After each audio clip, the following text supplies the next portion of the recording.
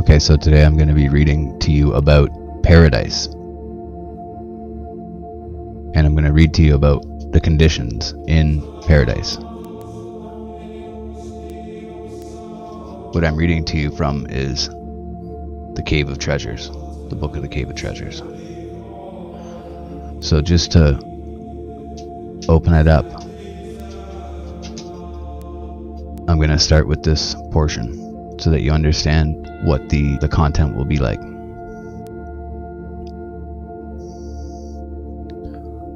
Now Moses, the prophet, said that God planted paradise in Eden and placed Adam there. Genesis 2:8. Notes: Paradise was situated on Mount Eden, beyond the ocean, and it was filled with fruit-bearing trees. The great river, which sprung up in it, was parted into 4 heads, viz. The Pishon, which flowed through Havilah, where there were beryls and gold and stones of price. The Gihon, or the Nile of Egypt. The Decloth, or the Tigris, which flows through Assyria. And the Parath, the Euphrates. The keepers of paradise were Enoch and Elijah, and in it dwelt the souls of the righteous. The souls of sinners dwelt in a deep place outside Eden. The tree of good and evil that was in paradise did not possess these properties naturally, but only through the deed which was wrought by its means. Adam and Eve did not become naked and die the death of sin because they desired and ate of the fruit of the fig tree, but because they transgressed the law. Okay, so that's just the one portion that I'll read it to start with. And the reason that I'm going to start there and point that out is that for the focus on the North Pole. And so we'll get into it. The next part is the symbolism of Eden. And you'll see how, again, it ties it up and makes it very clear where Eden is. Eden is the holy church, and the church is the compassion of God, which he was about to extend to the children of men.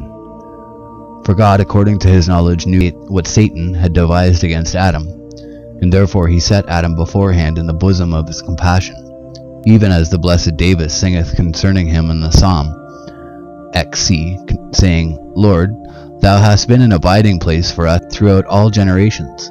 That is to say, Thou hast made us to have our abiding place in Thy compassion.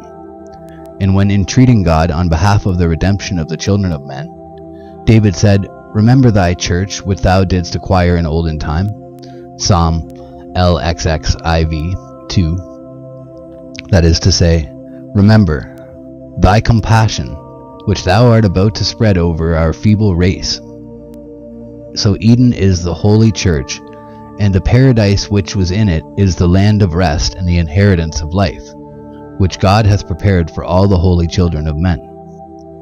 And because Adam was priest and king and prophet, God brought him into paradise that he might minister in Eden, the holy church, even as the blessed man Moses testifieth concerning him, saying, that he might serve God by means of priestly ministration with praise, and that he might keep that commandment which had been entrusted to him by the compassion of God.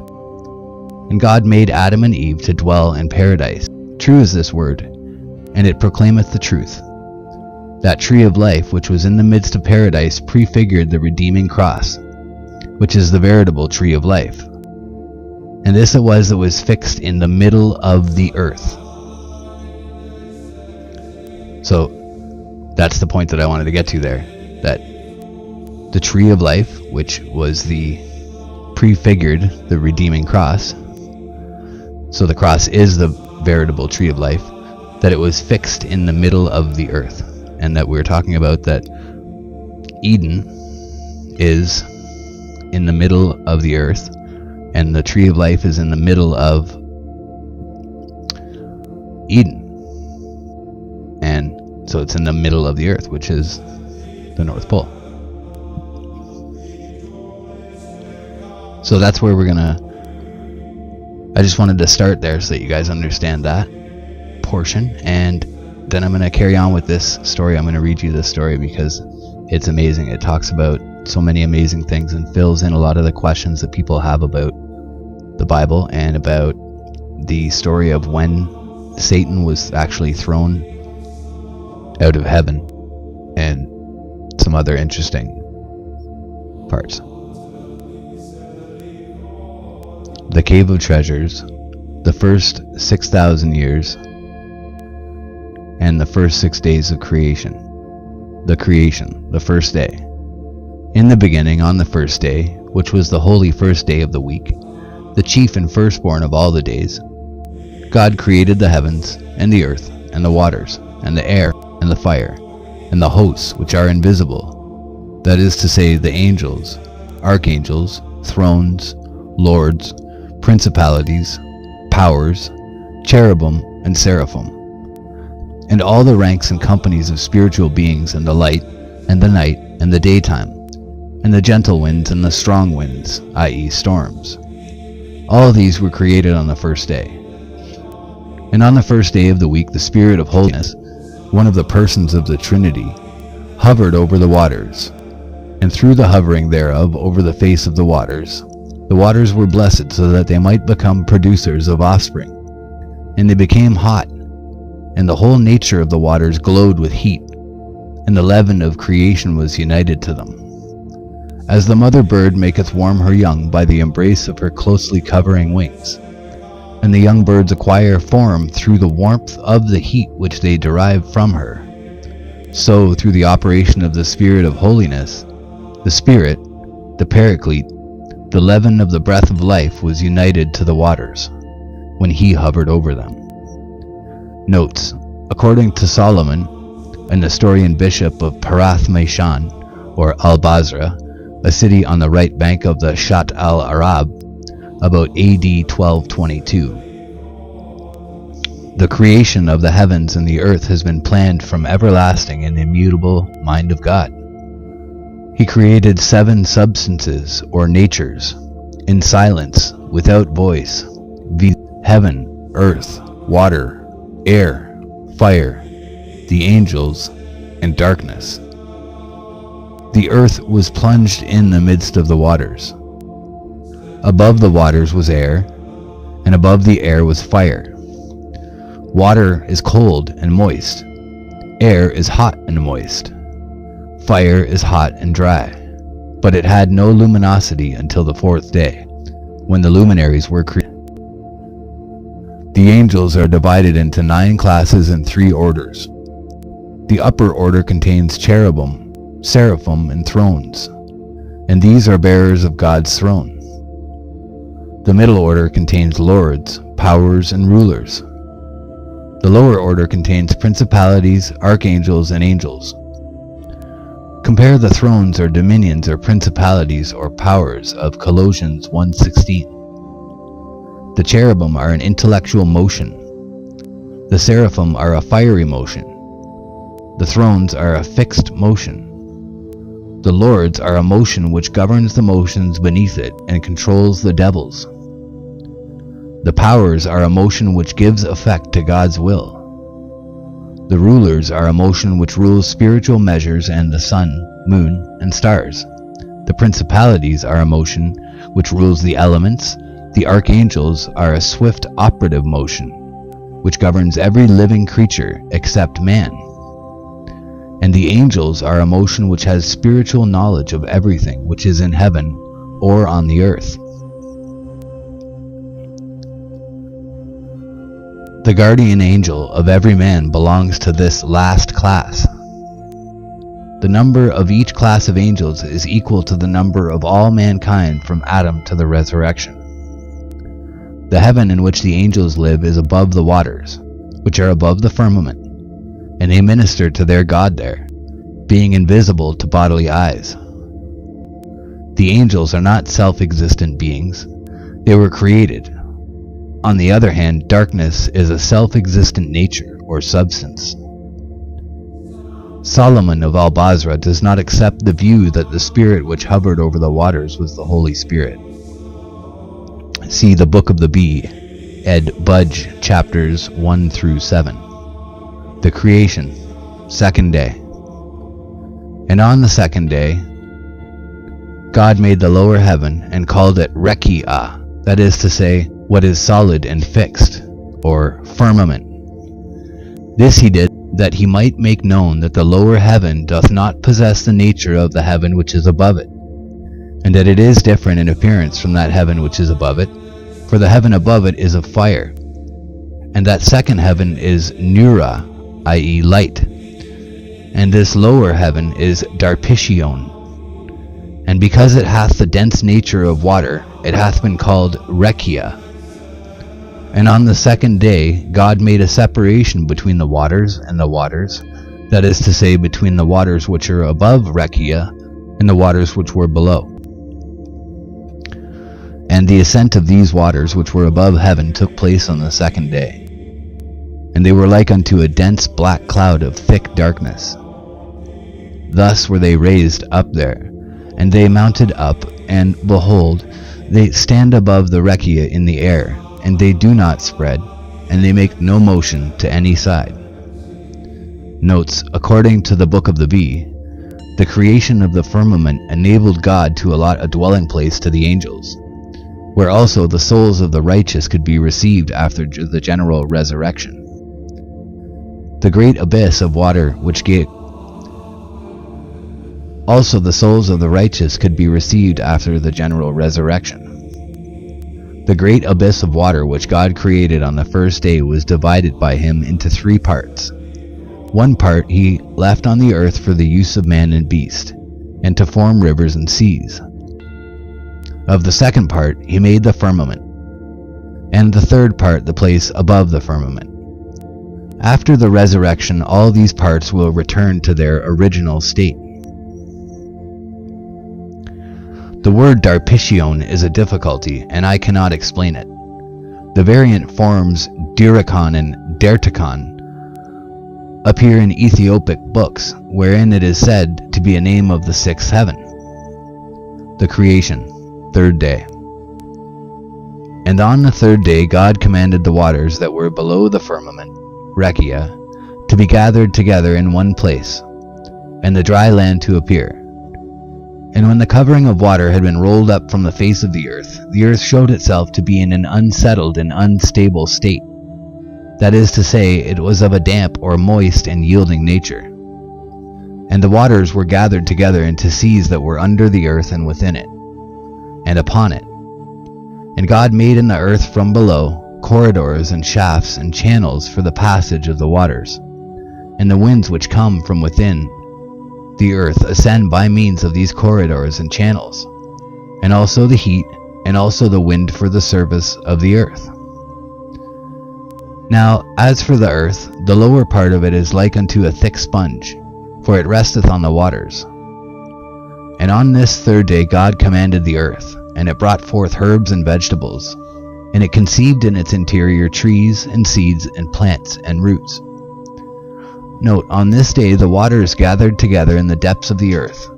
Sand was set as a limit for the waters of the seas, and the mountains and hills appeared. And the sages say that paradise was created on this day, but the rabbis held the view that it existed before the world. Solomon of Al-Basra says that the earth produced herbs and trees by its own power, and that the luminaries had nothing to do with vegetable growth.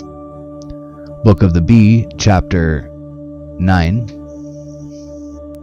The creation, 4th day. And on the 4th day God made the sun and the moon and the stars. And as soon as the heat of the sun was diffused over the surface of the earth became hard and rigid, and lost its flaccidity, because the humidity and the dampness caused by the waters were taken away from it. The Creator made the sphere of the sun of fire, and filled it with light. And God gave unto the sphere of the moon and the stars bodies of water and air, and filled them with light. And God gave unto the sphere of the moon and the stars bodies of water and air, and filled them with light. And when the dust of the earth became hot, it brought forth all the trees, and plants, and seeds, and roots which had been conceived inside it on the 3rd day. Plate 1. limestone monolith Pasargadae in Persia, sculptured in low relief with a portrait figure of the Fravashi or genius of Cyrus the Great, the friend of the Jews. The figure of Cyrus is rather larger than life-size and is winged after the manner of gods and kings on the Assyrian bas reliefs, and the decoration of the hem of his garment is Assyrian in character. His crown was copied from some Egyptian bas relief sculptured with the figure of a king, and represents the Horus, Knemu or Amen, the two cobras of the upper and lower country, and the triple symbol of loyalty resting on solar discs and terminating in discs. The inscription, I am Cyrus, the king, the Achaemenian, has been broken off. Notes: the cases of the sun, moon, and stars were made of aerial or ethereal matter, after the manner of lamps, and God filled them with a mixture of fire which had no light in it, and with light which had no heat in it. The path of the luminaries is beneath the firmament. They are not fixed as the ignorant think, but are guided in their courses by the angels. The Ethiopians have a tradition that when the sun was first made, its light was 12 times as strong as it is today. The angels complained that the heat was too strong and that it hampered them in the performance of their duties, whereupon God divided it into 12 parts. The creation, 5th day. And on the 5th day God commanded the waters, and they brought forth all kinds of fish of diverse appearances, and creatures which move about and twist themselves and wriggle in the waters, and serpents, and leviathan, and beasts of terrible aspects, and feathered fowl of the air and of the waters. And on this same day God made from the earth all the cattle and wild beasts, and all the reptiles which creep about upon the earth. Notes: according to the Book of the Bee, chapter 12, beasts and animals were created on Friday evening, and they can therefore see at night as well as in the daytime. In the Book of Mysteries of Heaven and Earth, whales and the behemoth are mentioned with Leviathan. The creation, 6th day. And on the 6th day, which is the eve of the Sabbath, God formed man out of the dust, and Eve from his rib. And on the 7th day God rested from his labors, and it is called Sabbath, the creation of Adam. Now the formation of Adam took place in this wise. On the 6th day, which is the eve of the Sabbath, at the 1st hour of the day, when quietness was reigning over all the ranks of the angels and the hosts of heaven, God said, Come ye, let us make man in our image, and according to our likeness. Now by this word, us, he maketh known concerning the glorious persons of the Trinity. And when the angels heard this utterance, they fell into a state of fear and trembling. And they said to one another, A mighty miracle will be made manifest to us this day, that is to say, the likeness of God, our Maker. And they saw the right hand of God opened out flat, and stretched out over the whole world, and all creatures were lected in the palm of his right hand. And they saw that he took from the whole mass of the earth 1 grain of dust, and from the whole nature of water 1 drop of water, and from all the air which is above 1 puff of wind, and from the whole nature of fire a little of its heat and warmth. And the angels saw that when these 4 feeble or inert materials were placed in the palm of his right hand, that is to say, wind and heat and dryness and moisture, God formed Adam. Now, for what reason did God make Adam out of these 4 materials, unless it were to show that everything which is in the world should be in subordination to him through them? He took a grain from the earth in order that everything in nature which is formed of earth should be subject unto him, and a drop of water in order that everything which is in the seas and rivers should be his, and a puff of air, so that all kinds of creatures which fly in the air might be given unto him, and the heat of fire, so that all the beings that are fiery in nature, and the celestial hosts might be his helpers. God formed Adam with his holy hands, in his own image and likeness. And when the angels saw Adam's glorious appearance, they were greatly moved by the beauty thereof. For they saw the image of his face burning with glorious splendor like the orb of the sun. And the light of his eyes was like the light of the sun, and the image of his body was like unto the sparkling of crystal. And when he rose at full length and stood upright in the center of the earth, he planted his 2 feet on that spot whereupon was set up the cross of our Redeemer. For Adam was created in Jerusalem.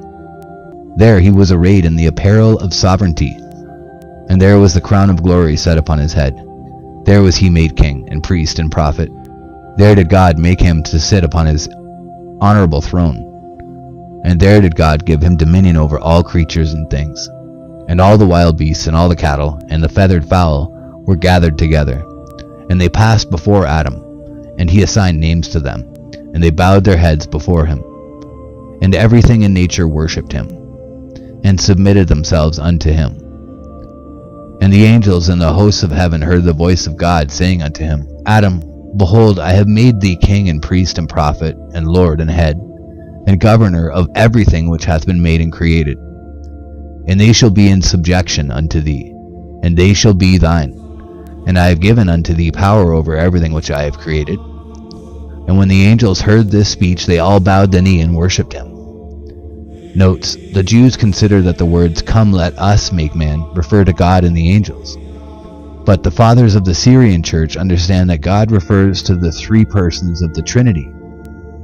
Some fathers believe that Adam was formed on the morning of the 6th day, outside paradise. But others think that the formation of Adam took place in the evening in paradise. According to some, paradise was created before the world, and according to others, on the 3rd day. Bar Hebraeus says that Adam was created on Friday of the 1st week of Nisan, April, the 1st month of the 1st year of the world. So Nisan is supposed to be New Year's. The Egyptian and Ethiopian churches have a tradition that the angels were not all created at the same time. The great archangel Michael, who is called the Angel of the Face, and all his rank of angels were created in the 1st hour of Friday, the priests in the 2nd, and the thrones in the 3rd, the dominions or sultans in the 4th hour of Friday, the lords in the 5th, and the powers in the 6th, the tens of thousands in the 7th, the governors in the 8th, the masters in the 9th. After the governors, the rank of angels governed by Satan were created, and then the 10th rank.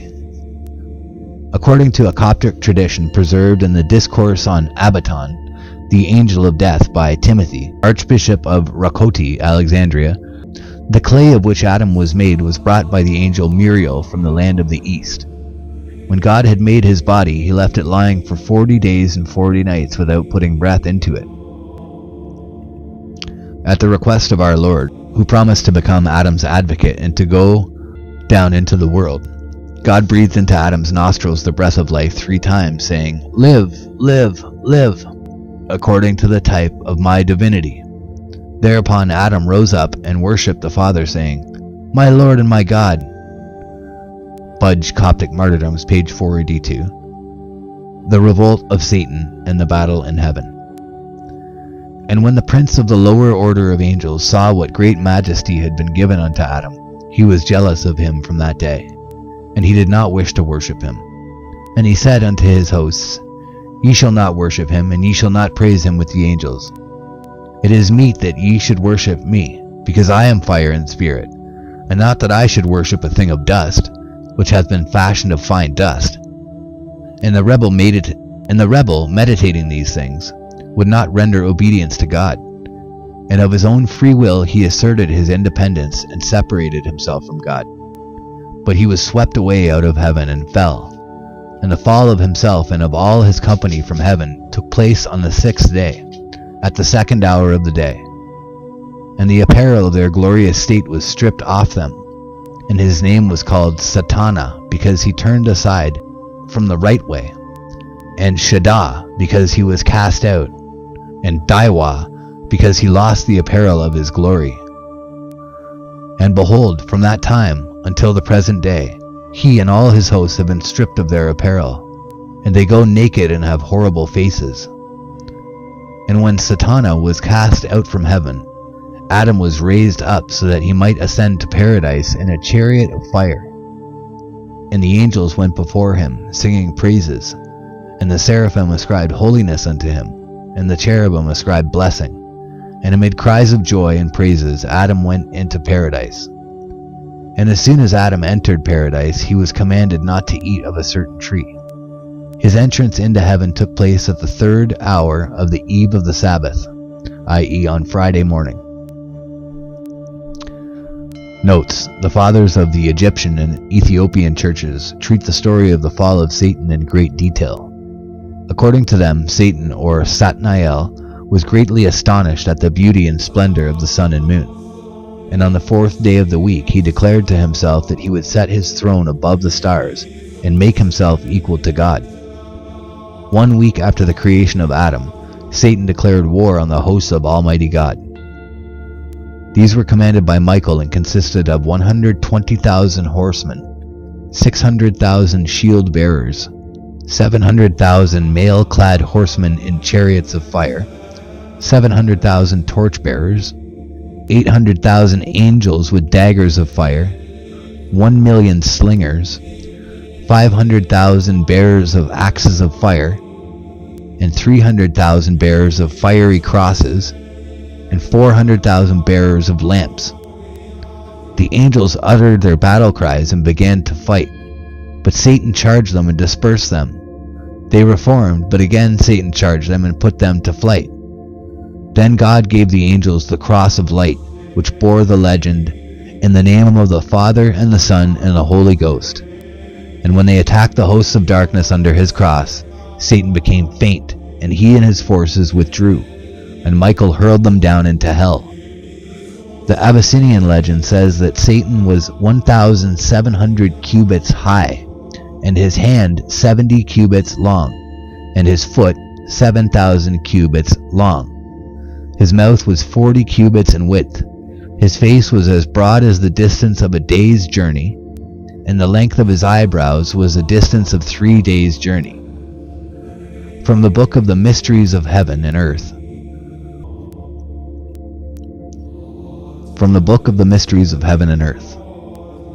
The prototype of the great fight in heaven between the powers of light and darkness is found in ancient Egyptian religious texts, in more than one form. In the oldest form, Set, the devil, rebels against Her-ur, the god of heaven, whose chief symbol are the sun and moon, and is utterly defeated. In the next form, Set attacks the sun god Ra, and is destroyed by him. The great ally of Set, called Apep or Apophis, and all his friends and devils, the Sibo or Sobao, are defeated and burnt up daily. In another form, Set makes war on Horus, the son of Osiris, and on Osiris himself, and is defeated utterly. The Coptic version of the legend was borrowed from the old hieroglyphic texts and then Christianized. Compare the following.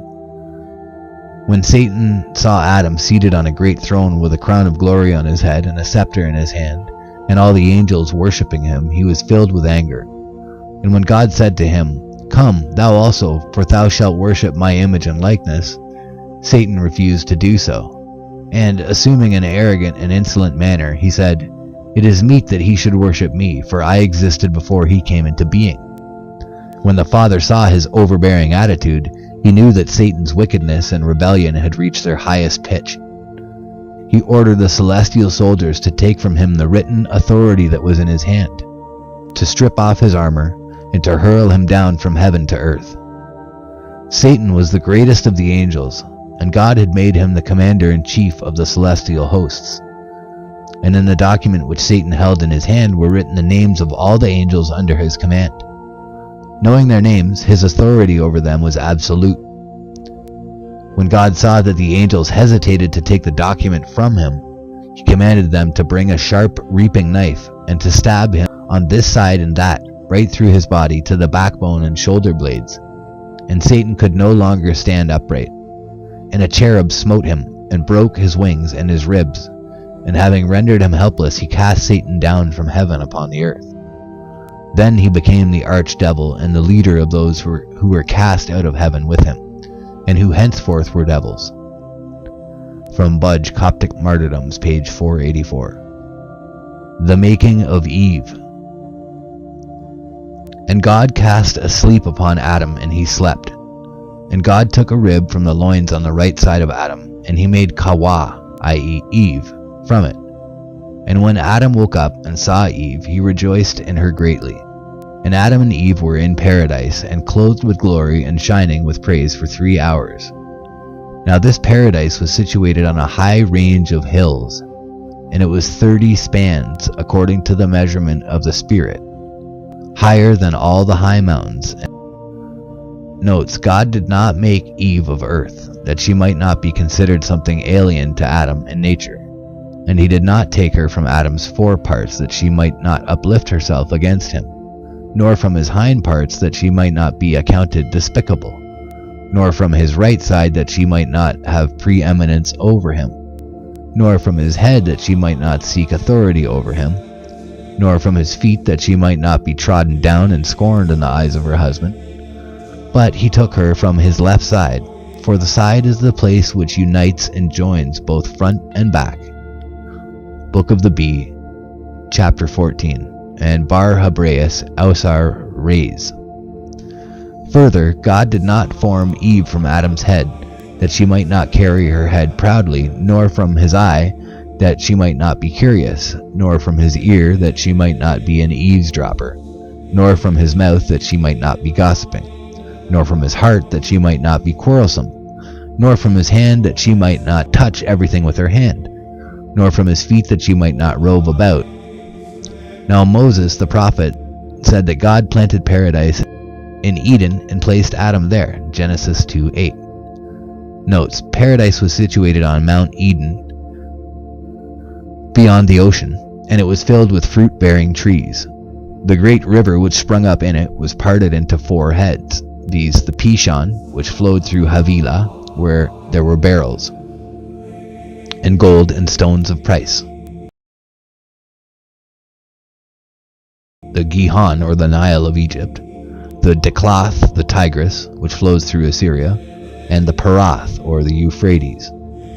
The keepers of paradise were Enoch and Elijah, and in it dwelt the souls of the righteous.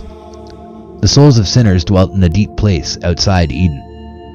The tree of good and evil that was in paradise did not possess these properties naturally, but only through the deed which was wrought by its means. Adam and Eve did not become naked and die the death of sin because they desired and ate of the fruit of the fig tree, but because they transgressed the law. The tree of which they ate may have been the fig tree, or the date palm, or the vine, or the ethrog, the citron. Mount Eden is probably the original of Jabal Kaf of the Arabs. The Symbolism of Eden.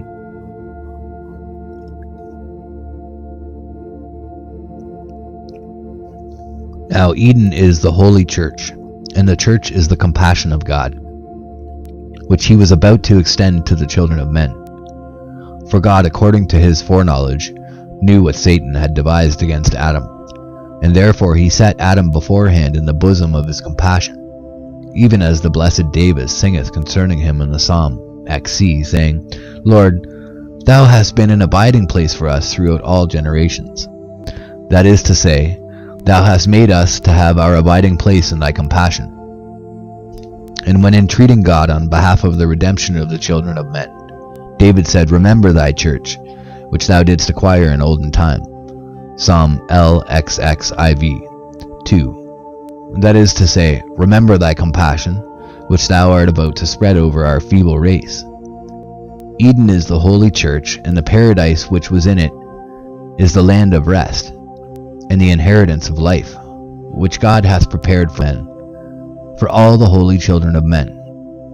And because Adam was priest and king and prophet, God brought him into paradise that he might minister in Eden, the holy church, even as the blessed man Moses testifieth concerning him, saying, that he might serve God by means of priestly ministration with praise, and that he might keep that commandment which had been entrusted to him by the compassion of God. And God made Adam and Eve to dwell in paradise. True is this word, and it proclaimeth the truth. That tree of life which was in the midst of paradise prefigured the redeeming cross, which is the veritable tree of life. And this it was that was fixed in the middle of the earth. Satan's attack on Adam and Eve. And when Satan saw that Adam and Eve were happy and joyful in paradise, that rebel was smitten sorely with jealousy, and he became filled with wrath. And he went up and took up his abode in the serpent. And he raised him up and made him to fly through the air to the skirts of Mount Eden, whereon was paradise. Now, why did Satan enter the body of the serpent and hide himself therein? Because he knew that his appearance was foul, and that if Eve saw his form, she would betake herself to flight straightway before him. Now the man who wished to teach the Greek language to a bird, now the bird that can learn the speech of men is called babaga, i.e. the parrot. It first bringeth a large mirror and placeth between himself and the bird. He then beginneth to talk to the bird, and immediately the parrot heareth the voice of the man. It turneth round, and when it seeth its own form reflected in the mirror, it becometh pleased straightway, because it imagineth that a fellow parrot is talking to it. Then it inclineth its ear with pleasure, and listeneth to the words of the man who is talking to it, and it becometh eager to learn and to speak Greek. In this manner, i.e. with the object of making Eve believe that it was the serpent that spoke to her, did Satan enter in and dwell in the serpent. And he watched for the opportunity, and when he saw Eve by herself, he called her by her name. And when she turned round towards him, she saw her own form reflected in him. And she talked to him, and Satan led her astray with his lying words, because the nature of woman is soft or yielding. And when Eve had heard from him concerning that tree, straightway she ran quickly to it, and she plucked the fruit of disobedience from the tree of transgression of the command, and she ate. Then immediately she found herself stripped naked, and she saw the hatefulness of her shame. And she ran away naked, and hid herself in another tree, and covered her nakedness with the leaves thereof. And she cried out to Adam, and he came to her, and she handed to him some of the fruit of which she had eaten. And he also did eat thereof. And when he had eaten, he also became naked. And he and Eve made girdles for their loins of the leaves of the fig trees. And they were arrayed in these girdles of ignominy for 3 hours. At midday they received their sentence of doom. And God made for them tunics of skin which was stripped from the trees, that is to say, of the bark of the trees, because the trees that were in paradise had soft barks, and they were softer than the byssus and silk wherefrom the garments worn by kings are made. And God dressed them in this soft skin, which was thus spread over a body of infirmities. Notes: the fathers of the Ethiopian church emphasized the difficulty which Satan found in entering paradise. He knew that he could not carry out his plan for ruining Adam if he entered paradise in his own form, and he decided that he must assume the form of some bird or animal or reptile if he was to succeed. He applied to the white bird Arzel, and the green bird Basil, and a red bird, but each refused to take him to the place where Eve was. Then he applied to the elephant, and a lion, and the leopard, and the hyena, and the wild boar. The first 4 refused point blank to do what Satan wished, and the wild boar attempted to gore him with his tusks. On this Satan took to flight. He then went to the animal Serag, which was commonly known as the digger of graves, but this animal refused to help him. And then Satan approached the animal called Taman, the front part of which was like a camel's foal. This creature agreed to help him, and, mounted on his back, Satan entered paradise and stood before Eve. The serpent became spokesman for him, and Eve hearkened to him and ate of the fruit, according to the book of the mysteries of heaven and earth. The tree was called Sezen, and each fruit cluster contained 150,000 grains or berries. It is described as a large and handsome tree, and it has been identified with the sandal or sandalwood tree. According to the same authorities, the tree of life was the prototype of the cross on which our Lord was crucified. Adam's stay in paradise. At the 3rd hour of the day, Adam and Eve ascended into paradise. And for 3 hours they enjoyed the good things thereof. For 3 hours they were in shame and disgrace. And at the 9th hour their expulsion from paradise took place. And as they were going forth sorrowfully, God spake unto Adam, and heartened him, and said unto him, Be not sorrowful, Adam, for I will restore unto thee thine inheritance. Behold, see how greatly I have loved thee. For though I have cursed the earth for thy sake, yet have I withdrawn thee from the operation of the curse. As for the serpent, I have fettered his legs and his belly, and I have given him the dust of the earth for food. And Eve have I bound under the yoke of servitude. Inasmuch as thou hast transgressed my commandments, get thee forth, but be not sad. After the fulfillment of the times which I have allotted that you shall be in exile outside paradise, in the land which is under the curse, behold, I will send my son, and he shall go down from heaven for thy redemption, and he shall sojourn in a virgin, and shall put on a body of flesh, and through him redemption and a return shall be effected for thee. But command thy sons, and order them to embalm thy body after thy death with myrrh, cassia, and stocti. And they shall place thee in this cave, wherein I am making you to dwell this day, until the time when your expulsion shall take place from the regions of paradise to that earth which is outside it. And whosoever shall be left in those days shall take thy body with him, and shall deposit it on the spot which I shall sow him, in the center of the earth. For in that place shall redemption be effected for thee, and for all thy children. And God revealed unto Adam everything which the Son would suffer on behalf of him. Plate 2. The baked clay cylinder inscribed with an account of the capture of Babylon by Cyrus, Ku-Ra-Ash, the king of Persia, 538 BC. He restored to their original shrines throughout the country the images of the gods which a former king, Nabonidus, had elected in Babylon, and gave the Jews permission to rebuild their temple. Adam's expulsion from paradise. And when Adam and Eve had gone forth from paradise, the door of paradise was shut, and a cherub bearing a two-edged sword stood by it. According to the Book of the Bee, the cherub, or as some think, a terrible form endowed with a body, was armed with a spear and sword, each being made of fire. And Adam and Eve went down of spirit over the mountains of paradise, and they found a cave in the top of the mountain, and they entered and hid themselves therein.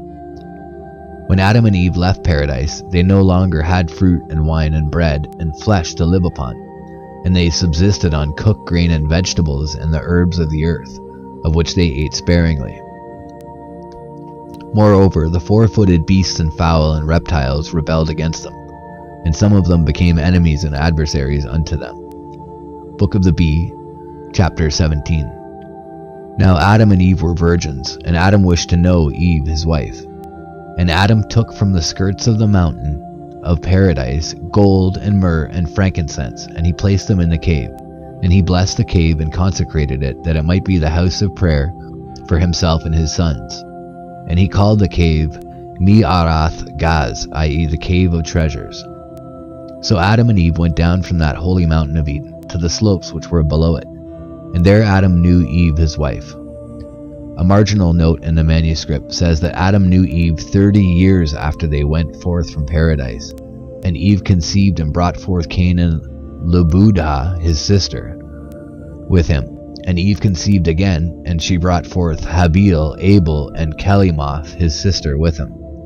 The Book of the Bee makes Kelimoth the twin sister of Cain, and Lebudah the twin sister of Abel. And when the children grew up, Adam said unto Eve, Let Cain take to wife Kelimoth, who is brought forth with Abel, and let Abel take to wife Lebudah, who is brought forth with Cain. And Cain said unto Eve his mother, I will take to wife my twin sister Lebudah, and let Abel take to wife his twin sister Kelimoth. Now Lebudah was beautiful. When Adam heard these words, which were exceedingly displeasing unto him, he said, It will be a transgression of the commandment for thee to take to wife thy sister, who is born with thee. Nevertheless, take ye to yourselves fruits of trees and the young of sheep, and get ye up to the top of this holy mountain. Then go ye into the cave of treasures, and offer ye up your offerings, and make your prayers, and then ye shall consort with your wives. And it came to pass that when Adam, the first priest, and Cain and Abel his sons, were going up to the top of the mountain, Satan entered into Cain, and persuaded him to kill Abel his brother, because of Lebudah, and because his offering was rejected and was not accepted before God, whilst the offering of Abel was accepted. Cain's jealousy of his brother Abel was increased. And when they came down to the plain, Cain rose up against his brother Abel, and he killed him with a blow from a stone of flint. Then straightway Cain received the doom of death instead of curses, and he became a fugitive and a wanderer all the days of his life. And God drove him forth into exile in a certain part of the forest of Nod. And Cain took to wife his twin sister and made the place of his abode there. Notes: Adam carried Abel to the cave of treasures and buried him therein, and he set by the side of the body a lamp which burned day and night. Abel was 15.5 years old when Cain, who was 17.5 years old, murdered him. Adam and Eve mourned for Abel in great grief for 140 days. Book of Adam and Eve. The birth of Seth. And Adam and Eve mourned for Abel 100 years. And then Adam knew his wife again, and she brought forth Seth, the beautiful, a man mighty and perfect like unto Adam. And he became the father of the mighty men who lived before the flood. Notes: Seth was born in the 130th year of Adam's life, but the book of the Bee says it was the 230th year. Adam and Seth and his sons dwelt on the top of Mount Eden, while Cain and his children lived on the plain below. The posterity of Seth. And to Seth was born Enosh, and Enosh begot Canaan, and Canaan begot Mahalalel. And these are the patriarchs who were born in the days of Adam. The death of Adam. And when Adam had lived 930 years, that is to say, until the 135th year of Mahalalel, the day of his death drew nigh and came. And Seth his son, and Enosh, and Canaan, and Mahalalel gathered themselves together and came to him, and they were blessed by him, and he prayed over them. And he commanded his son Seth, and said unto him, Observe, my son Seth, that which I command thee this day, and do thou on the day of thy death give my command to Enosh, and repeat it to him. And let him repeat it to Canaan, and Canaan shall repeat it to Mahalalel. And let this my command be handed on to all your generations. And when I die, embalm me with myrrh, and cassia, and stocti, and deposit my body in the cave of treasures. And whosoever shall be left of your generations in that day, when ye are going forth from this country which is round about paradise, shall take place, shall carry my body with him, and shall take it and deposit it in the center of the earth. For in that place shall redemption be effected for me and for all my children. And be thou, O my son Seth, governor of the sons of thy people, and thou shalt rule them purely and holily in the fear of God. And keep ye your offspring separate from the offspring of Cain the murderer. And when the report Adam is dying was known generally, all his offspring gathered together and came to him, that is to say, Seth his son, and Enosh, and Canaan, and Mahalalel, they and their wives, and their sons and their daughters, and Adam blessed them. And the departure of Adam from this world took place in the 930th year, according to the reckoning from the beginning, on the 14th day of the moon, on the 6th day of the month of Nisan, April, at the 9th hour, on the day of the eve of the Sabbath, i.e., the Friday. At the same hour in which the Son of Man delivered up his soul to his Father on the cross, did our father Adam deliver up his soul to him that fashioned him. And he departed from this world. And when Adam was dead, his son Seth embalmed him, according as Adam had commanded him, with myrrh and cassia and stocti. Now Adam's dead body was the first body buried in the earth, and grief for him was exceedingly sore. And Seth and his sons mourned for his death 140 days. And they took Adam's body up to the top of the mountain, and buried it in the cave of treasures. And after the families and peoples of the children of Seth had buried Adam, they separated themselves from the children of Cain the murderer. And Seth took Enosh, his firstborn, and Canaan and Mahalalel, and their wives and children, and led them up into the glorious mountain where Adam was buried. And Cain and all his descendants remained below on the plain where Cain slew Abel. So remember that as they're going up to this glorious mountain, that I think that that's the mountain at the pole. That's paradise is on the top of that mountain, and the earth surrounds it, and it's in the middle of the plain. in the middle of the earth, or in the center of the earth. The Rule of Seth. And Seth became the governor of the children of his people, and he ruled them in purity and holiness. And because of their purity they received the name which is the best of all names, and were called the sons of God, they and their wives and their sons. Thus they lived in that mountain, in all purity and holiness, and in the fear of God. And they went up on the skirts of the mountain of paradise, and they became praisers and glorifiers of God in the place of that host of devils who fell from heaven. There they dwelt in peace and happiness. There was nothing about which they needed to feel anxiety. They had nothing to weary or trouble them, and they had nothing to do except to praise and glorify God with the angels. For they heard continually the voices of the angels who were singing praises in paradise, which was situated at no great height above them. In fact, only about 30 spans, according to the measure of the Spirit. So as I was saying there, that it's because they're at the North Pole and they're on Mount Meru, or just below Mount Meru, and just above them at Mount Meru and above it is paradise. And that's also why the warm weather is there, is the warm, sweet smells drift down from heaven. There's some text in the other book of Atam and Ua where they talk about the Cave of Treasures, and that's what he talks about, is that where he placed Adam was done on purpose so that Adam wouldn't continually smell and hear and see the scents of heaven, and it would tempt him and make him sad that he wasn't there anymore. For they heard continually their voices of the angels who were singing praises in paradise, which was situated at no great height above them, in fact only about 30 spans according to the measure of the Spirit. And they suffered neither toil nor fatigue. They had neither seed nor time nor harvest, but they fed themselves with the delectable fruits of glorious trees of all kinds.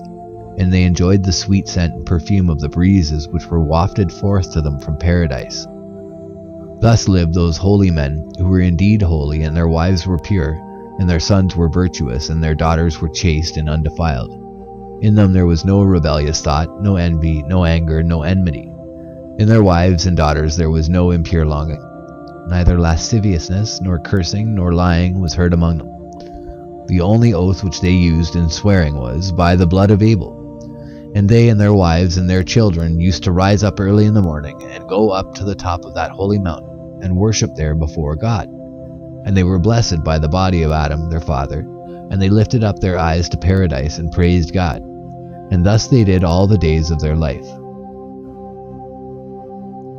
So as we were saying there, it's funny that this is not the part that I was reading that talked about that, so it's funny that came up next about the smells wafting down from heaven.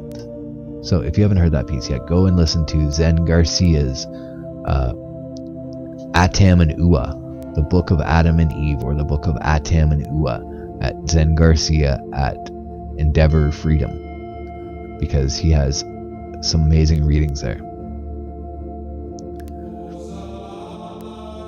And they were blessed by the body of Adam, and thus they did all the days of their lives. Notes, according to the Book of the Bee, chapter 18, Adam lived 930 years, and Seth lived 913 or 905 years. Seth was 250 years old, 105 years in Genesis chapter 6, when he begot Enosh. In the days of Seth, the knowledge of books went forth in the earth, but the church does not accept this. According to the Book of Adam 2:5, Seth knew good and evil when he was 7 years of age, and he spent his days and nights in fasting and prayer. And he made an offering to God daily. Satan appeared to him and tried to persuade him to leave the holy mountain. Satan appeared to him and tried to persuade him to leave the holy mountain and to go and live with him and to marry one of his women. But Seth resisted him, and mounting the altar of God, drove him away. When Seth was 15 years old, Adam married him to Aklia, the sister of Abel. And when he was 20 years old, he begot Enosh. And when Seth had lived 913 years, he became sick unto death. and Enosh his son, and Canaan, and Mahalalel, and Jared, and Enoch, and their wives and their sons gathered together and came unto him, and they were blessed by him. And he prayed over them, and commanded them, and made them to take an oath, and said unto them, I will make you to take an oath, and to swear by the holy blood of Abel, that none of you will go down from this holy mountain to the children of Cain the murderer.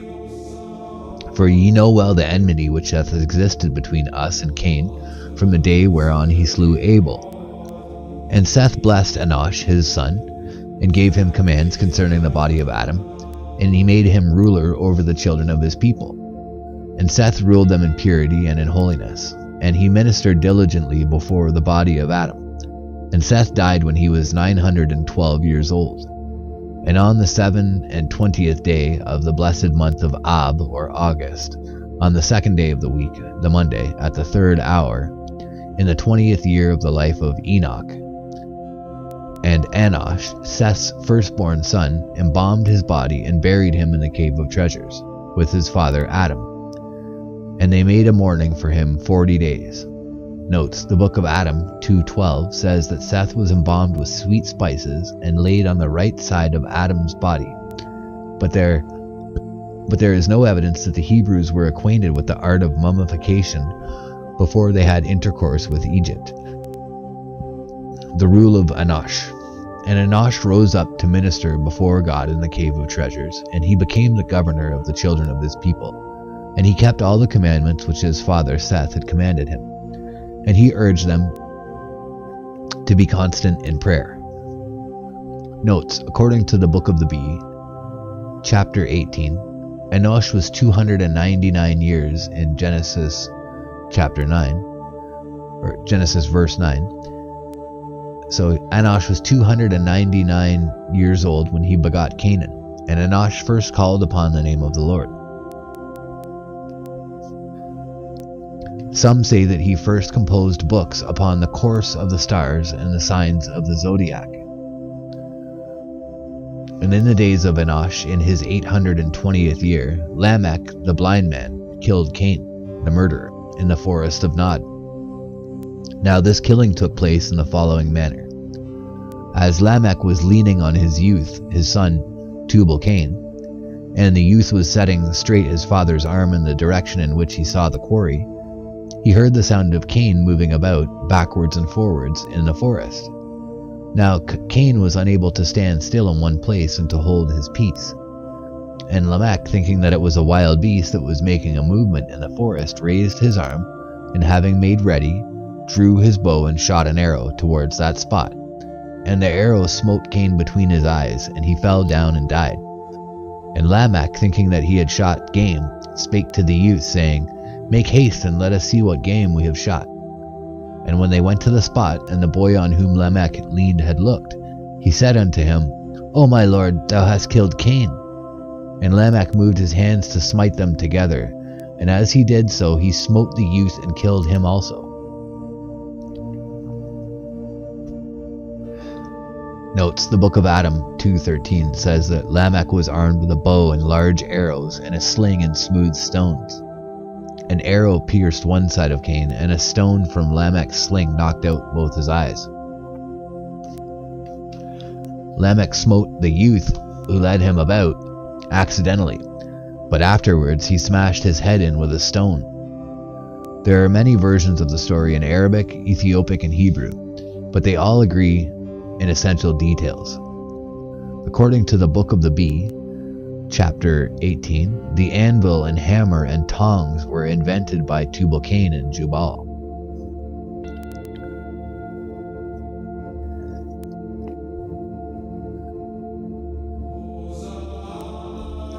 Who also constructed musical instruments, harps, and pipes. Devils lived in the pipes and sang therein.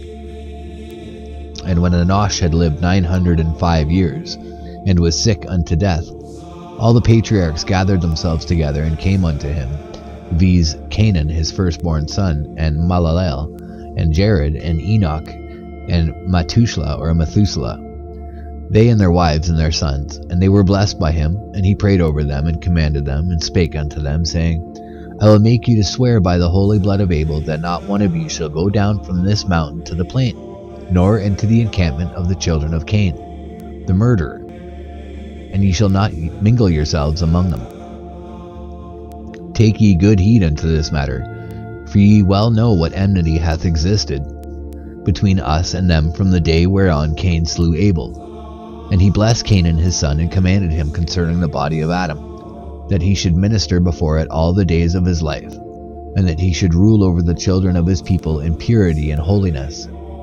And Enosh died at the age of 905 years on the 3rd day of the month of the 1st Tishrin, October, on the day of the Sabbath, in the 53rd year of the life of Methuselah.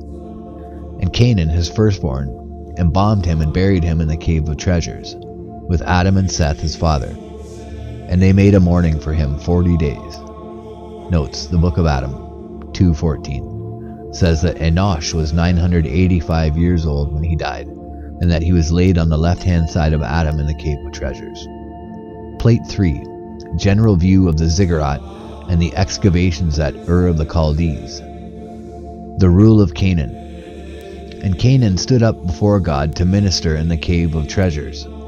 He was an honorable and pure man, and he governed the children of his people in the complete fear of God. And he fulfilled all the commandments of Enosh his father. And when Canaan had lived 920 years, in the book of Adam and the book of the Bee 910 years, and was sick unto death,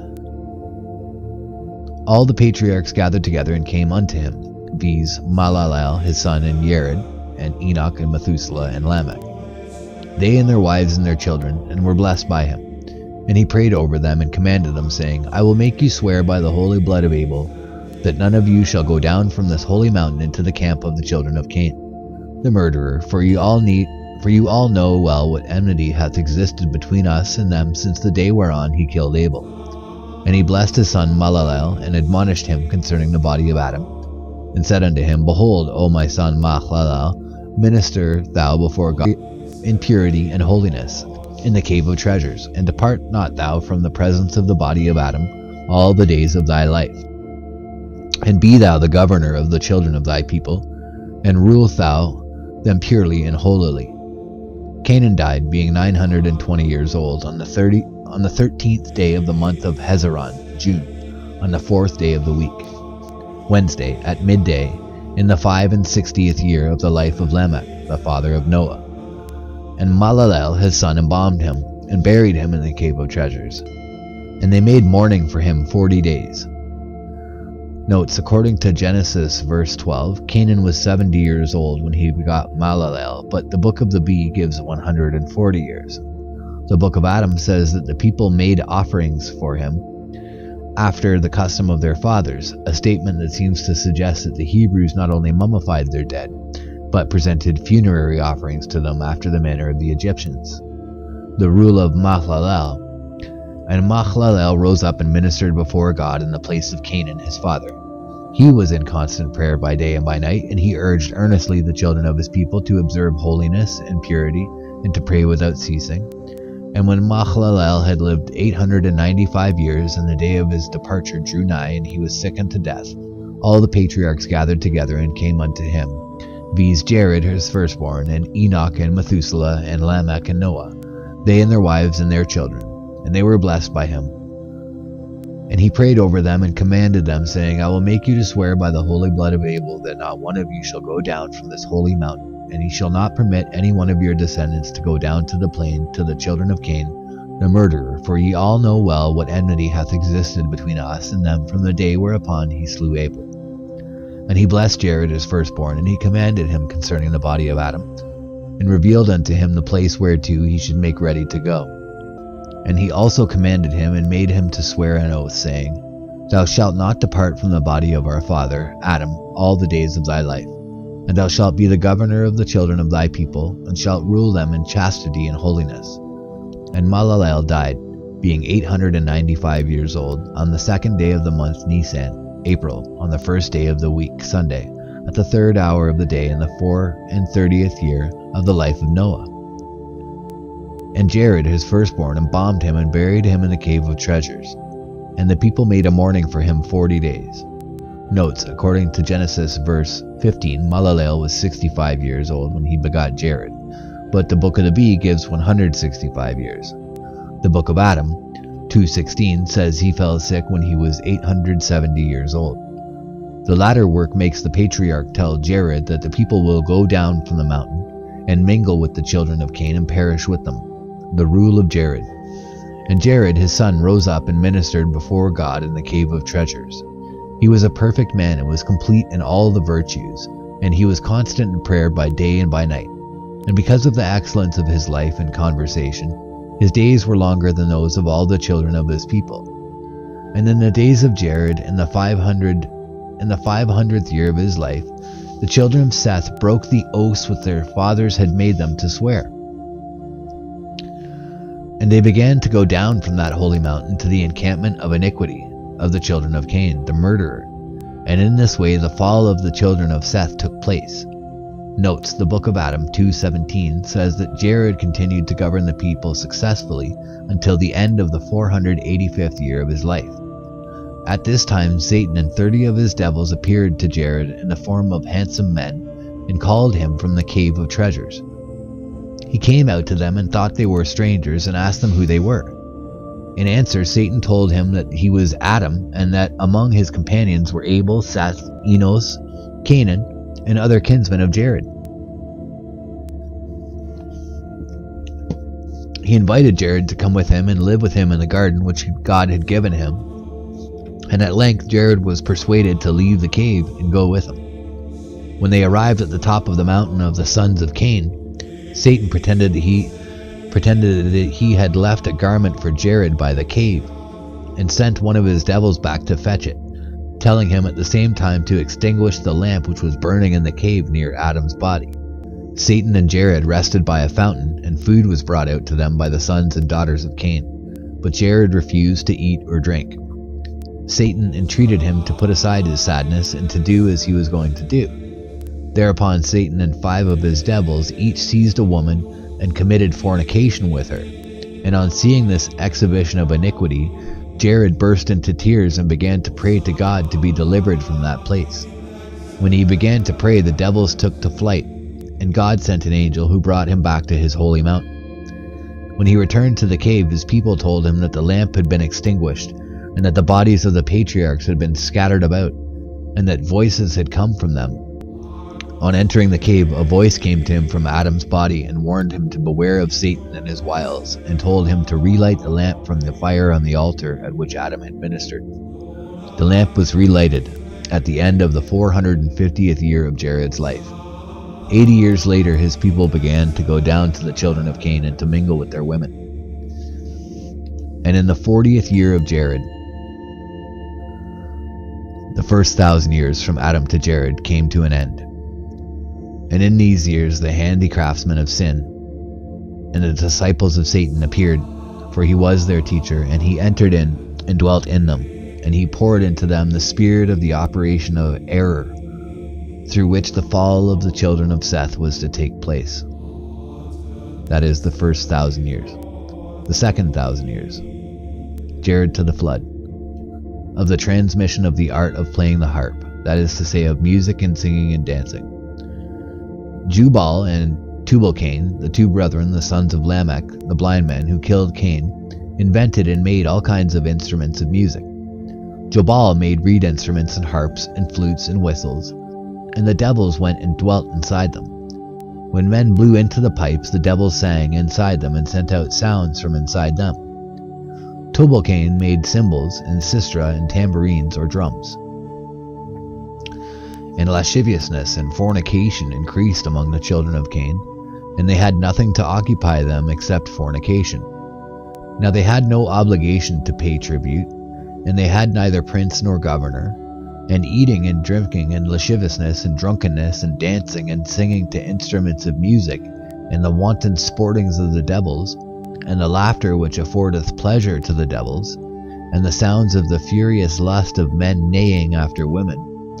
And Satan, finding his opportunity in this work of error, rejoiced greatly, because thereby he could compel the sons of Seth to come down from that holy mountain. There they had been made to occupy the place of that army of angels that fell with Satan, There they were beloved by God. There they were held in honor by the angels, and were called sons of God. Even as the blessed David saith in the Psalm, I have said, ye are gods, and all of you sons of the Most High. Psalm LXXXII 6. Meanwhile, fornication reigned among the daughters of Cain, and without shame several women would run after one man, and one man would attack another, and they committed fornication in the presence of each other shamelessly.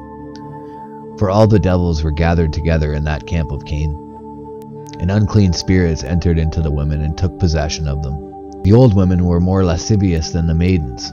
Fathers and sons defiled themselves with their mothers and sisters.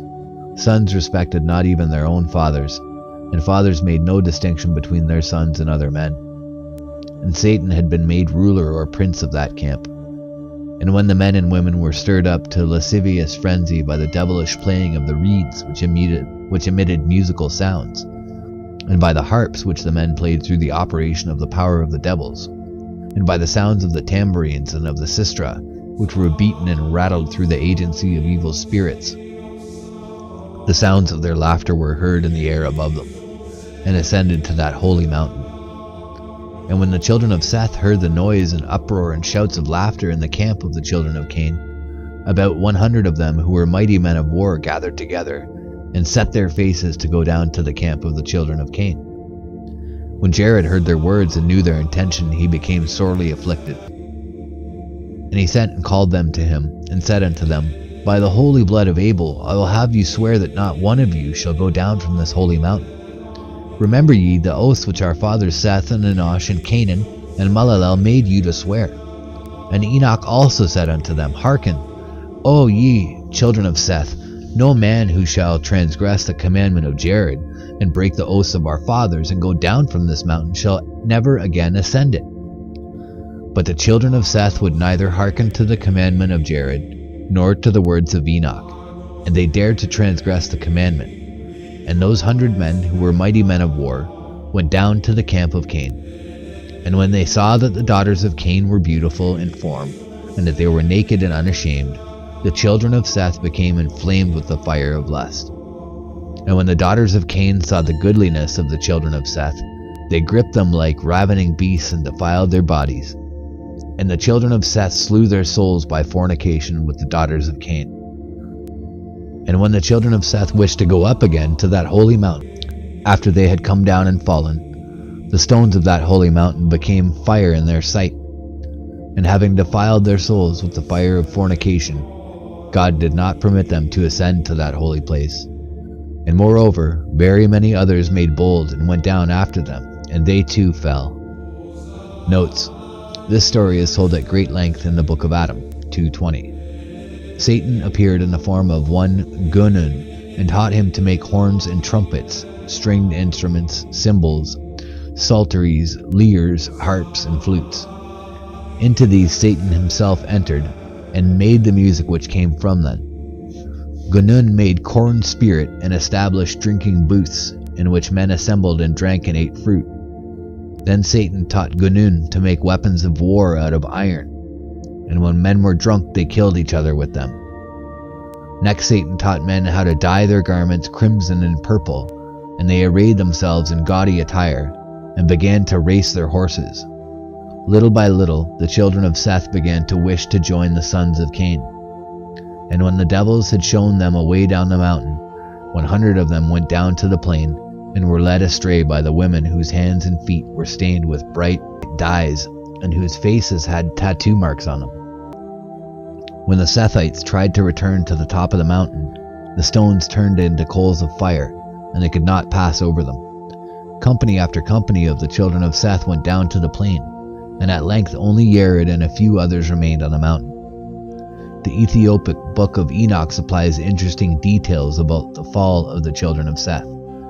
The leaders of those who went down from Ardis on Mount Hermon were Samyaza, the commander-in-chief, Urakibara, Ramael, Kokabil, Tamail, Ramuel, Danel, Zakilo, Sarakuyel, Asael, Armaros, Batral, Anani, Zakeba, Samsawi, Sawel, Sartael, Turael, Yomyael, and Azaziel. Each of these was over a company of 10. The names of 2 of the decarchs of the 200 angels are omitted. These angels took to themselves wives, and taught them the use of spells and enchantments, and the use of plants and trees for medicinal purposes. The daughters of Cain conceived, and a tradition in the Kebra Nagast says that the children were so large that they could not be born in the ordinary way, but had to be removed from their mothers by the umbilicis, or by a caesarean section. These children grew up and became giants 3,000 cubits in height, and when they had devoured all the provisions which their neighbors had elected, they began to fight against men, and to eat them, and at length they ate the flesh and drank the blood of each other. Concerning these giants, the book of Enoch, chapter 15, says, "Now the giants who were produced from the spirits and the flesh shall be called evil spirits on earth, and their habitation shall be on the earth. Evil spirits shall proceed from their bodies, and the spirits of the giants shall consume and persecute and lay waste, and fight and work destruction on the earth and afflict men. They shall neither eat food of any kind, nor suffer thirst, and they shall remain invisible. And these spirits shall attack the children of men and women, for from them have they come forth. The wickedness of these giants became so great that the earth complained to God. At this time, Azazel taught men the art of working in metals and the use of stibium, or eye paint, and the art of dyeing stuffs in bright colors. Amazarach taught enchantments, i.e. magic, and the knowledge of herbs. Armaros taught how spells were to be broken. Barakal taught astrology, and Kokabel taught the knowledge of science. Tamel taught astronomy, and Azrael taught concerning the moon. Book of Enoch, chapter 9. The originals of these 7 sages were probably the 7 wise men who were revered by the Babylonians. Interesting. Did you catch that? So the 7 sages were the 7 wise men, and really that was the 7 devils. And when Jared had lived 960 years, and the day of his departure approached, and came nigh and arrived, all the patriarchs gathered themselves together and came unto him, viz. Enoch his firstborn, and Methuselah, and Lamech, and Noah, they and their wives and their children, and were blessed by him. And he prayed over them, and said unto them, I will make you to swear by the holy blood of Abel that you will not go down from this holy mountain. For I know that God will not allow you to remain very much longer in this holy country. Inasmuch as ye have transgressed the commandment of your fathers, ye shall surely be cast out into that outer country, and ye shall no longer have your habitation on the skirts of the mountain of paradise. And take ye good heed to this. Let him that is among you who shall go forth from that holy country take with him the body of our father Adam, and the offerings of gold, frankincense, and myrrh that are in the cave of treasures, and let him carry away and deposit the body in the place wherein he shall be commanded by God to set it down. And thou, my son Enoch, depart thou not from before the body of Adam, but minister before God purely and holily all the days of thy life. And Jared died, being 962 years old, on the 13th day of the month of Iyar, May, on the day of the eve of the Sabbath, Friday, at sunset, in the 366th year of the life of Noah. And Enoch his son embalmed him, and buried him in the cave of treasures, and they made mourning for him 40 days. Notes, the book of the Bees says that Jared was 962 years old when he died.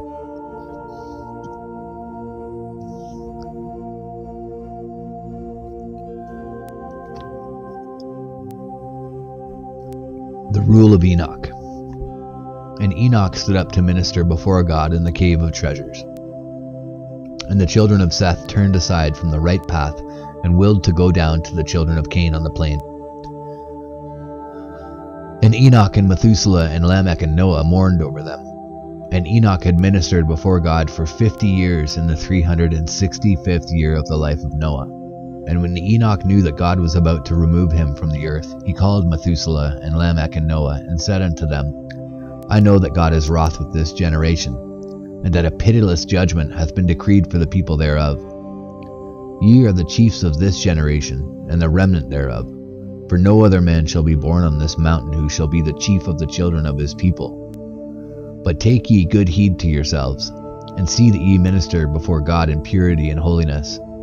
And when Enoch had given them his commandment in these words, God removed him to the land of life, and to the delectable mansions which are round about paradise, and to that country which is beyond the reach of death. And of all the children of Seth there remained only these 3 patriarchs in the mountain of the triumphant ones, viz. Methuselah, Lamech, and Noah. For all the others had betaken themselves to the encampment of the sons of Cain. Notes: Then Michael, Gabriel, Suriel, and Uriel looked down from heaven and saw the wickedness which Azazel had done in the world. And they heard the appeal which the souls of the dead were making to heaven. And they reported the matter to the Most High. When God heard their words, he sent the angel Archbishop, to the son of Lamech, i.e. Noah, with the command, Hide thyself. No mention is made of Methuselah, who begot Lamech when he was 187 years old, and who lived 969 years. And Lamech, who lived 777 years, and begot Noah in the 182nd year of his age, was passed over in favor of his son. Noah consolidated his position by marrying the daughter of Enoch. The angel revealed to Noah that a flood was about to cover the earth, and told him how to escape from it. Then God commanded Raphael to bind Azazel hand and foot, and to thrust him into a dark hole in the desert of Dudael, a place near Jerusalem, and heap stones and rocks upon him. There he was to remain until the day of judgment, when he would be cast into the fire and consumed. Gabriel was sent to destroy all the children of fornication, and Michael was sent to bind Samyaza and the other decharchs of the children of Seth, and to imprison them under the mountains of the earth for 70 generations, after which time they were to be taken to the abyss of fire and tortured there forever. Book of Enoch, Chapter 10. The Book of the Mysteries of Heaven and Earth by Abba Bakyala Mikhail, ed. Parrot, says that it was the men who taught men the arts of civilization who caused God to bring the flood on the earth. This work gives the names of these men and describes their inventions. Thus, Papyrus understood the sun, Rurid quarried stones, Zarel instituted the month, Pinene introduced horse riding or racing, Gale invented the axe, Tigana invented the shield, Harari taught men to play musical instruments, Uebe taught men working in iron, and Megid taught horse riding.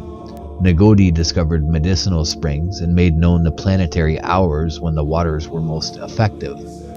Garge made the first corn grinder, and Setter taught men how to mix dough. Gymer taught the use of earthenware vessels for food.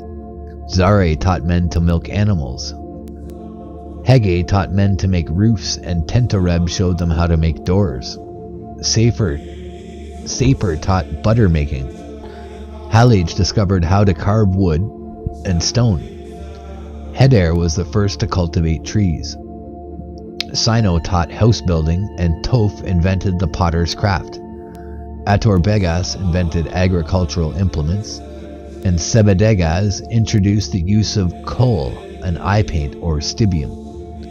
Zara invented the brewing of beer, while Betanladas invented the oven. Nafil taught men to make plantations and gardens, while Yarbade discovered how to fell trees and saw them up. Elio taught dancing. Pinamus invented architecture and writing. Agelaman taught the use of beasts and plowing and how to drive furrows. Cusis invented plows and leather whips. Acor discovered bronze and copper. Certain men taught working in cedar and willow wood. Wasag and Abaregya taught men the game of Tabat, and Ner and Zaberagwed taught them to play the games of Atawama, and Akis the games of the circus. Plate 4.1. The inscribed cone of Namu, which was inserted in the vertical joint of one of his buildings. The Rule of Noah. And when Noah saw that sin had increased in his generation, he preserved himself in virginity for 500 years. Then God spake unto him, and said unto him, Take unto thee wife Hakel, the daughter of Namus, or Hakel Namus, the daughter of Enoch, the brother of Methuselah, And God revealed unto him concerning the flood which he was making ready to produce. And he spake to him and said unto him, 130 years from this moment I will make a flood. Plate 4.2, an arched doorway in the northeast wall of the sanctuary of Death of Lamech, of the time of Kuri-Galzu, about 1600 BC. Notes: the Book of Adam says that Hakel was the daughter of Abaraz, who was one of the children of the family of Enosh, who went into perdition. If this be so, Noah married a woman who was akin to the children of Cain. The Book of the Bee merely states that Noah's wife was of the children of Seth.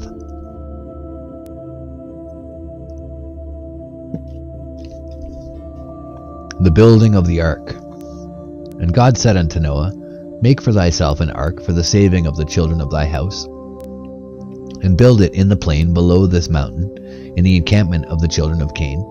And ye shall cut down the timber for the same from the trees that are on this mountain, and thus shall be the dimensions thereof. Its length shall be 300 cubits according to thy cubit, its breadth shall be 50 cubits, and its height 30 cubits, and above it shall be finished off 1 cubit. And make 3 stories in it. The lowermost shall be for wild animals and cattle. The middle one shall be for the birds and feathered fowl, and the topmost shall be for thee and the children of thy house. And make in it cisterns for water and cupboards for food. And make to thyself a striking board of eshkar, a wood which will not rot, but 3 cubits long, and 1.5 cubits in breadth. And there shall be a hammer of the same kind of wood, and with it thou shalt strike the board 3 times in the day, once in the morning, so that the workmen may be gathered together for the work of the ark, and once at midday, that they may eat food, and once at sunset, so that they may cease from their labor. And when thou strikest the board, and men hear the sound of the blows, say unto thee, What is it that thou doest? Thou shalt say unto them, God is going to make a flood of waters. And Noah did as commanded him. And there were born unto him 3 sons within the space of 100 years, Shem, Ham, and Japheth. And they took unto them wives of the daughters of Methuselah. According to the Book of the Bee, the stories were to have boards and projecting ledges, each board being 1 cubit long and 1 span broad. The wood used was either box or teak, and the ark was pitched within and without. The Book of Adam 3:2 says that each story was 10 cubits high. The first was for lions and other animals and ostriches, the second was for birds and reptiles, and the third for Noah and his sons, Shem, Ham, and Japheth, and their wives. The cisterns were to be lined with lead, inside and out. Noah begot his sons during the 100 years in which he was building the ark. During these years he ate no animal food, and he wore the same pair of sandals which did not wear out, and the same apparel and headcloth. And he carried the same staff. His hair neither increased nor diminished. His sons married daughters of Methuselah. The death of Lamech. And when Lamech had lived 770 years, he died during the lifetime of Methuselah, his father, 40 years before the flood, on the 21st day of the month of Elul, September, on the first day of the week, Sunday, in the 68th year of the life of Shem, the firstborn of Noah. And Noah his firstborn embalmed him, and Methuselah his father swathed him for burial, and they buried him in the cave of treasures, and mourned for him 40 days. Notes: the Book of Adam says that Lamech was 553 years old when he died, but the Book of the Bee gives his age as 774 or 777 years. The rule of Methuselah and Noah. And Methuselah and Noah remained alone on the mountain, for all the children of Seth had gone down from the skirts on the mountain of paradise to the plain where the children of Cain lived. And men, the children of Seth, had intercourse with the daughters of Cain, who conceived of them, and brought forth men, giants, and the sons of giants, who were like unto towers. Now because of this certain ancient writers have fallen into error and have written, the angels came down from heaven and had intercourse with men. And by them these famous giants have been produced, but this is not true. For those who have written in this manner did not understand the facts, Behold, O my brother readers, and know ye that it is not in the nature of beings of the Spirit to beget, neither is it in the nature of the devils, who are unclean beings, and workers of wickedness, and lovers of adultery, to beget, because there are neither males nor females among them. And since the time when the angels fell, not another angel has been added to their number. And if the devils were able to have intercourse with women, they would not leave unravished a single virgin in all the race of the children of men. The death of Methuselah. And when Methuselah had lived 969 years, and the day of his departure had drawn nigh, Noah and Shem and Ham and Japheth and their wives came unto him.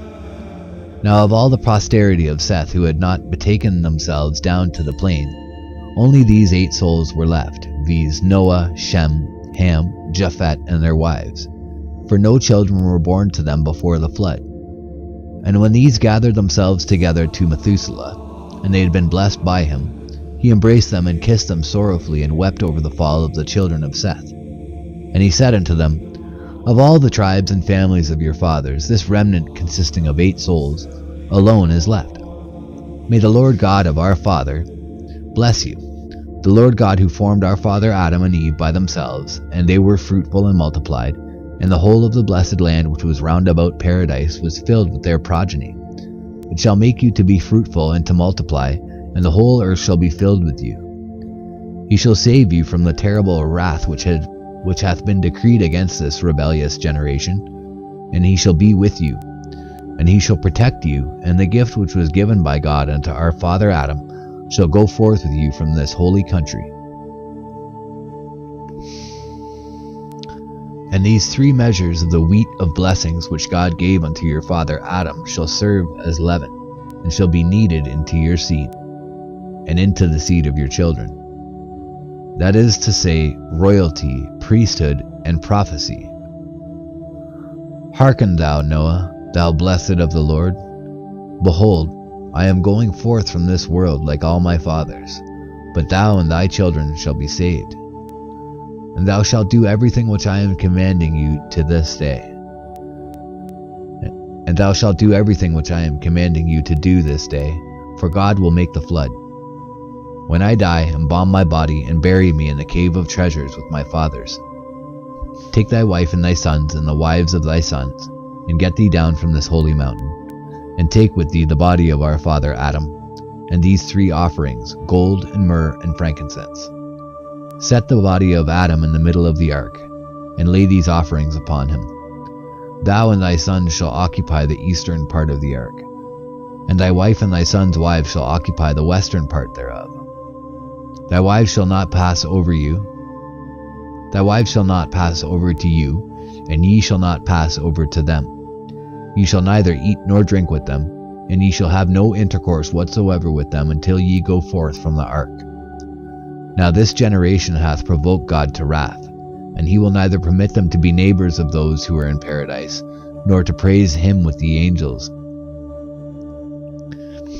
And when the waters of the flood have subsided from the face of the earth, and ye go forth from the ark, and ye take up your abode in that land, thou, O Noah, the blessed of the Lord, shalt not depart from the ark, from the body of our father Adam, but minister thou before God in the ark purely and holily all the days of thy life. And these offerings shall be placed in the east, and command thou Shem, thy firstborn, to take up with him after thy death the body of our father Adam, and to carry it and deposit it in the middle of the earth.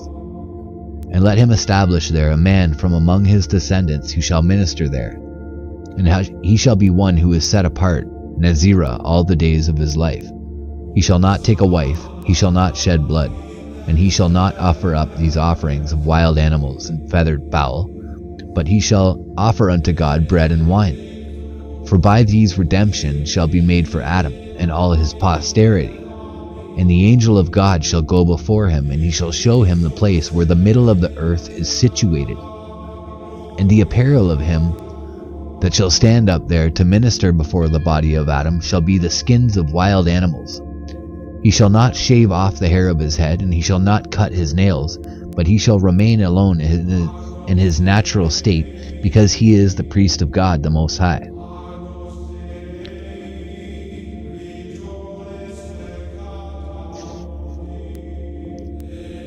Notes.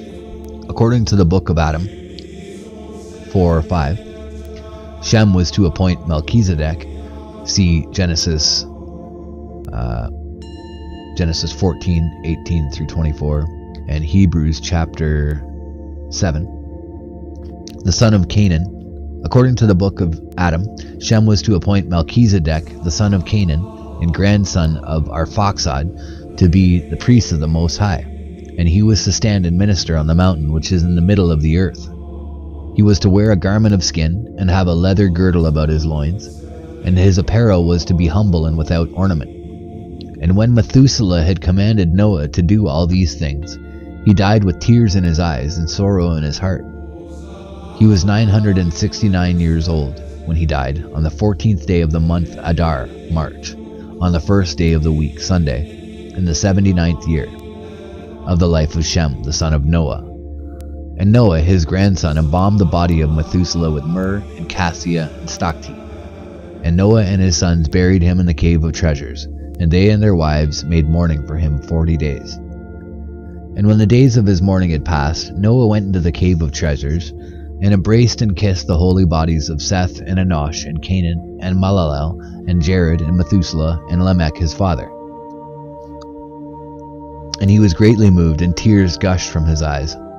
And Noah carried the body of our father Adam, and the body of Eve, and his firstborn Shem carried the gold, and Ham carried the myrrh, and Japhet the frankincense. And they went forth from the cave of treasures. The book of Adam does not mention Eve. And as they were coming down from that holy mountain, they were smitten sorely with grief, and they wept in agony because they were to be deprived of that holy place and the habitation of their fathers. And weeping painfully and wailing sorrowfully, and enveloped in gloom, they said, "Remain in peace, O holy paradise, thou habitation of our father Adam. He went forth from thee alive, but stripped of glory and naked, and behold, at his death he was deprived of thy nearness. He and his progeny were cast out into exile in that land of curses, to pass their days there in pain, in sicknesses, and in labor, and in weariness, and in trouble. Remain in peace, O cave of treasures. Remain in peace, O habitation and inheritance of our fathers. Remain ye in peace. O our fathers and patriarchs, pray ye for us. O ye who have lived in the dust, ye friends and beloved ones of the living God, pray ye for the remnant of your posterity which is left. O ye who have propitiated God, make supplication unto him on our behalf in your prayers. Remain in peace, O Enosh. Remain ye in peace, O ye ministers of God, Canaan and Malalel and Jared and Methuselah and Lamech and Enoch. Cry out in sorrow on our behalf. Remain in peace, O haven and asylum of the angels. O ye our fathers, cry out in sorrow on our behalf, because ye will be deprived of our society. And we will cry out in sorrow, because we are cast out into a bare land, for our habitation will be with the wild beasts. And as they were coming down from that holy mountain, they kissed the stones thereof, and embraced the delectable trees thereof. And in this wise they came down, and they wept with great sorrow, and shed scalding or bitter tears, and suffering sorely they descended to the plain. And Noah went into the ark, and deposited the body of Adam in the middle thereof, and he placed these offerings upon it. Now in the year wherein Noah went into the ark, the 2,000 years of the posterity of Adam to the time of the flood came to an end, according to what the 70 wise writers had told us. Notes. The book of Adam 3:6 says that when Noah and his sons were carrying the body of Adam out of the cave, the bodies of the other patriarchs cried out and asked the body of Adam if they were to be separated from it. Adam replied that he must leave the holy mountain, and told them that he knew God would bring their bodies together again on another occasion, and bade them to wait patiently. Adam asked God to allow the lighted lamp to remain with the bodies in the cave until the resurrection. This God did, and then he closed the cave until the day of the resurrection. Noah and his sons marveled greatly when they heard the bodies of the patriarchs talking together in the cave. Having carried away the body of Adam and the gold, myrrh and frankincense, they returned to the mountain, intending to enter the cave once again. They sought carefully but could not find the cave, and then they knew God had sealed it. And then they knew God had sealed it and had hidden it from them, so that they might never dwell therein again. The 3rd 1,000 years. The 3rd 1,000 years from the flood to the reign of Reu, Noah's entry into the ark.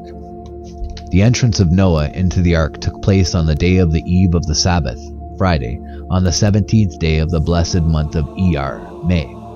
On the Friday in the morning, i.e. the 3rd hour, the beasts and the cattle went into the lowermost story, and at midday all the feathered fowl and all the reptiles went into the middle story. And at sunset Noah and his sons went into the ark, on the east side of the 3rd story, and his wife and the wives of his sons went to the west side. And the body of Adam was deposited in the middle of the ark, wherein also all the mysteries of the church were deposited. Thus women in church shall be on the west side, and men on the east side, so that the men may not see the faces of the women, and the women may not see the faces of the men. Thus also was it in the ark, the women were on the west side, and the men on the east side. And the body of our father Adam was placed between them, like a raised stand or throne. And as quietness reigneth in the church between men and women, so also peace reigned in the ark between the wild beasts and the feathered fowl, and the creeping things or reptiles. And as kings and judges and rich men and poor men and governors and sick men and beggars live in a concord, that is to say, in a general bond of peace, so also was it in the ark. For lions and panthers and savage beasts of prey lived in peace and harmony with the cattle, and the beasts that were fierce and strong lived in peace with those that were timid and weak, and the lion with the ox and the wolf with the lamb, and the lion's whelp with the calf, and the serpent with the dove, and the hawk with the sparrow. The flood.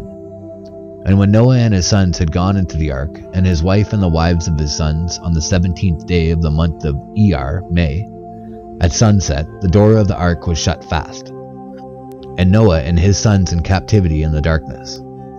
And as soon as the door of the ark was shut, the floodgates of the heavens were opened, and the foundations of the earth were rent asunder.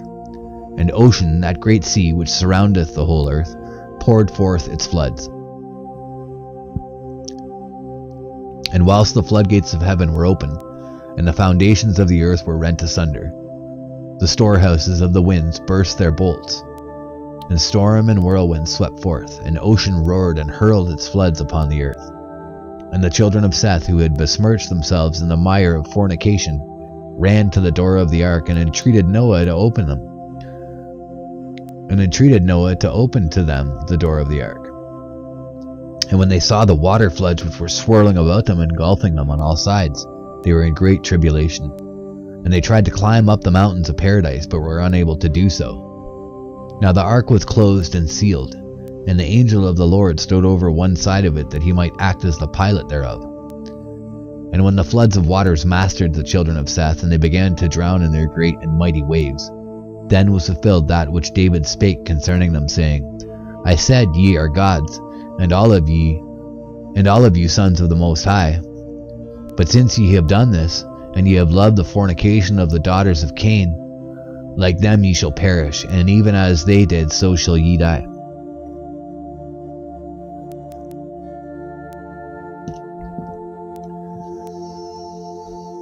Plate 5. The ruins of the Great Hall of Justice.